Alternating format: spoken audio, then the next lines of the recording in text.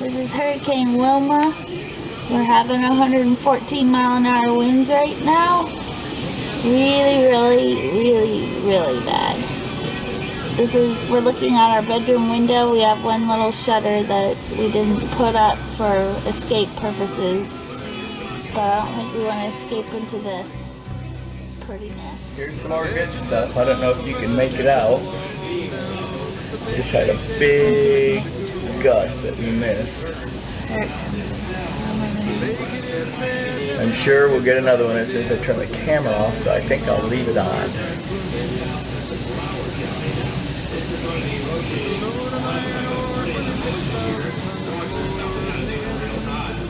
Wow.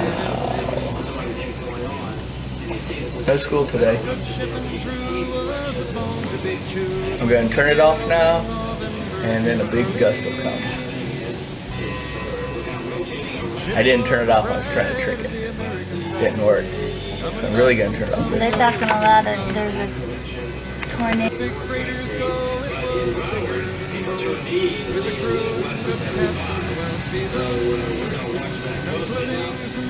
They're talking about the weather west of 75, and they're mentioning Silver Lakes in particular, saying that they're getting the worst of the weather right now. So we have the distinction of living through the worst of this one, and it's pretty bad.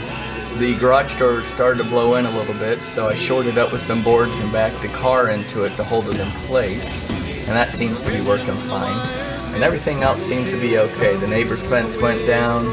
There's some tornadoes been sighted in central Broward County, so we're west, so that's fortunately farther away from us, but definitely not what we expected with this. They said it would be probably a Cat 1 coming through, and it's definitely a Category 2, maybe even stronger. We won't know that until after the storm passes and they assess everything. And I guess that's about it for right now. We'll shoot some more video as the sun comes up. Well, the storm has pretty much passed, and you can see mailbox down, neighbor's tree and our tree. Okay, so did Angie.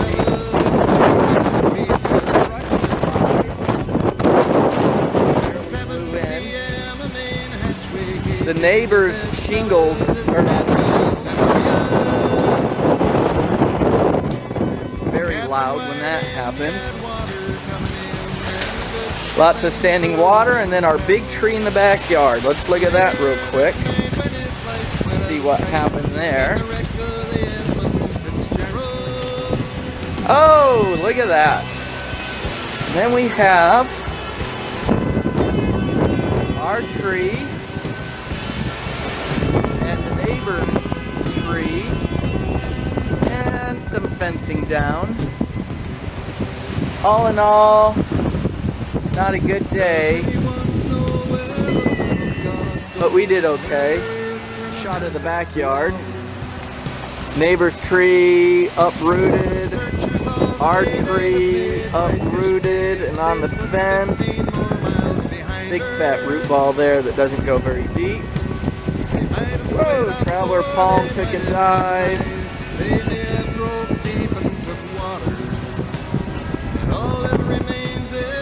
Coconut palm took a dive. I think that can be restored. Bougainvillea, every leaf was shredded off the bougainvillea, but as thick as those stalks are, I think that's what helped hold that fence up. So pretty wild stuff. And there's Angela. She didn't get uprooted. That's good. That's about it. Crazy stuff. Still a little windy, I guess.